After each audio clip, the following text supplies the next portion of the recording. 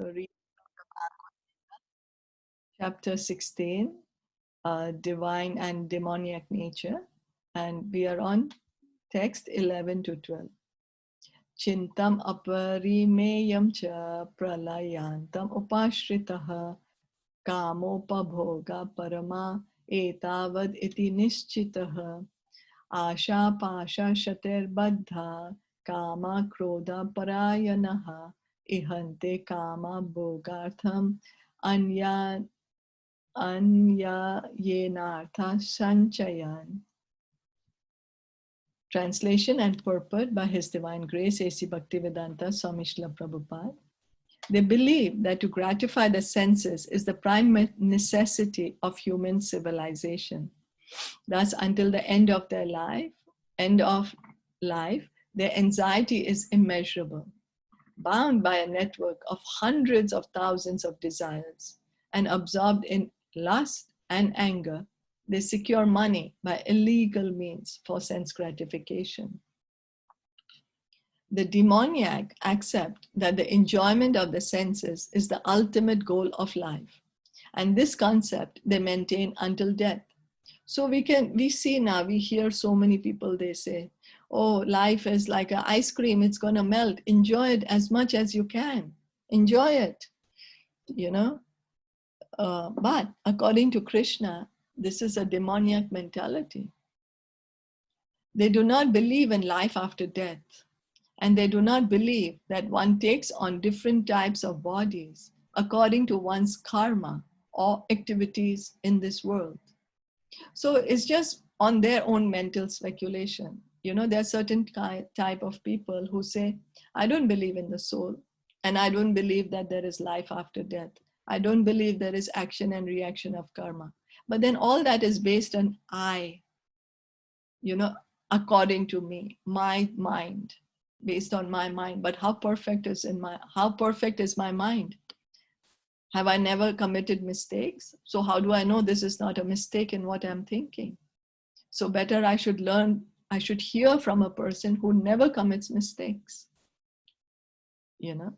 So then better I hear from Bhagavad Gita, because it's spoken by Krishna, and Krishna never commits mistakes. So their plans for life are never finished, and they go on preparing plan after plan, all of which are never finished. We say, I'm going to do this. Oh, I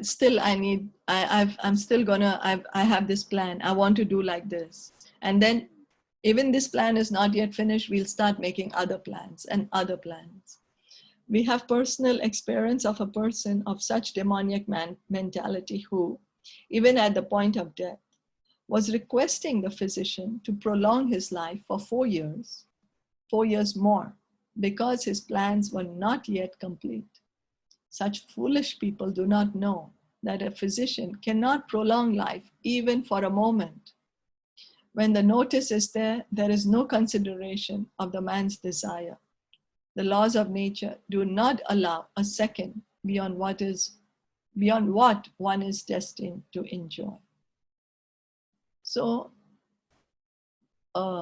we can't negotiate with Mother Nature. Let me live some more time in this body. I still want to do this. I still want to do that.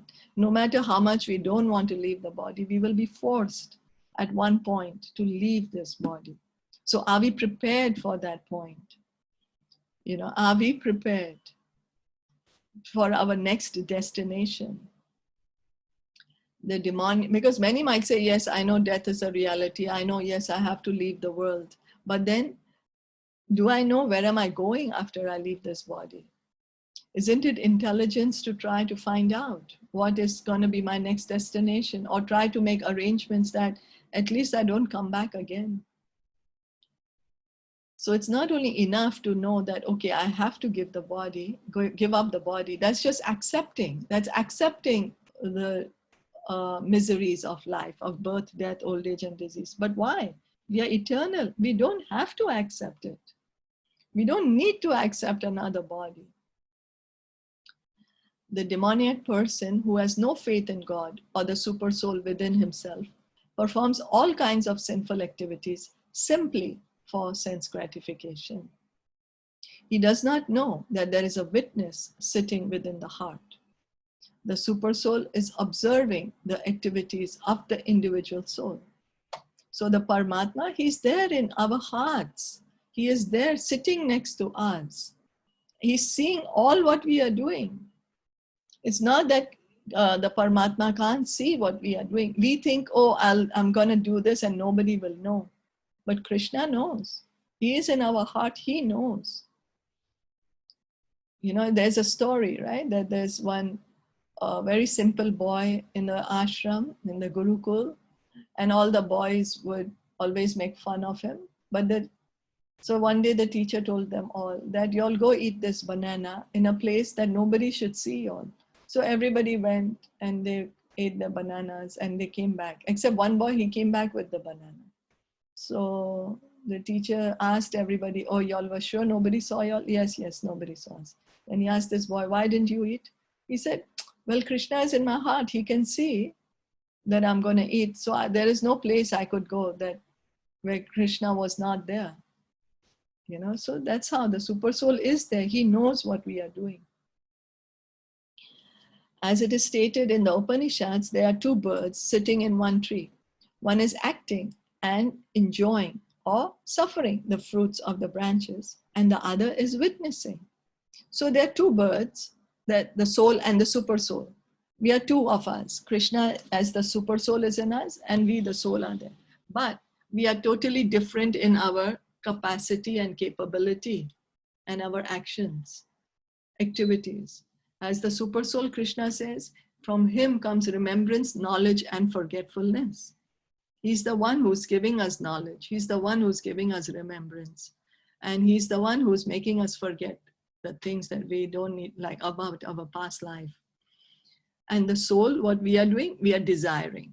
And then because of our desire, we want to enjoy, right? So then we are enjoying the fruits, but then some of the fruits are sweet, that's happiness, and some of the sweet fruits are bitter, that's our suffering. But one who is demoniac has no knowledge of Vedic scripture, nor has he any faith. Therefore, he feels free to do anything for sense enjoyment, regardless of the consequences. So Krishna is saying that one who does not have faith in the scripture is of a demoniac mentality.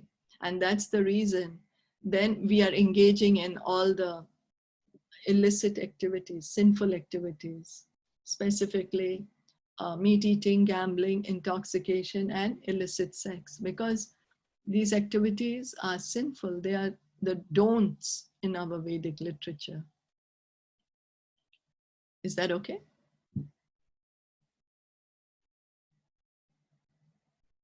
Yeah. So we can stop here. Yes, it is. Any perfectly questions? fine. Yeah, that every we are looking for Krishna and Krishna is with us. Yeah. Yes. He's in our heart. As the Paramatma.